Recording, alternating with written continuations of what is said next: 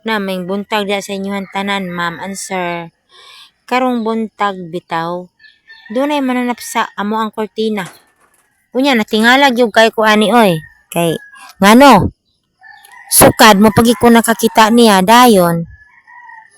Katingalahan ba kay magsige siya iyang nawang ibali sa right. Ibali na po niya sa left. Pagkahuman magtuwad-tuwad siya. Tayo nagtuyok. Dayon mura gihapon iya ha. De matago siya mag moving sa right and moving sa left. Unsa kani siya nga mananap oy kay karong pabi ko ani sukad nakakita niya. Sa kuang pangidarong karon mo pagi ko niya nakakita. Natingala man ko kaayo ani niya. Ambot lang ka pod mo og nakakita na ba mo aning mananapa. Basta ako kay karon ra gyud ko nakakita niya. Hala, unsa kani siya do? Nalingaw makutanaw niya oy.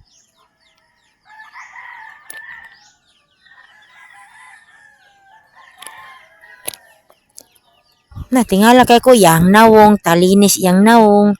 Tapos napo siya mura og kwan sa iyang ulo gitungtong nga tag-as kayo nga mga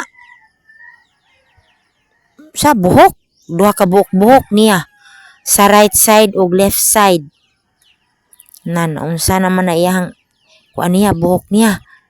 Unya taas kaayo siya og simod. Mura siya R80. Nabitaw no natingala kay kuan niya unsa ka ni siya. Ang pangalan niya wa ko kaila niya nga pagkamatang sa mananap.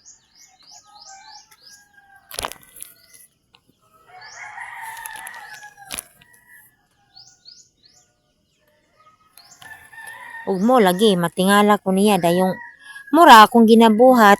Maglantaw lang ko niya dito sa ibabaw sa curtain. Tama siya sa kortina ni Batog. Na malingaw ko kay siyang gibuhat ba. Hala balik-balik iyang kuan mulingi sa tuo, mulingi sa wala. Ay kaubanan na ni mga madam sa lingi-lingi sa tuo, lingi-lingi sa wala. Og magburo balintong na siya.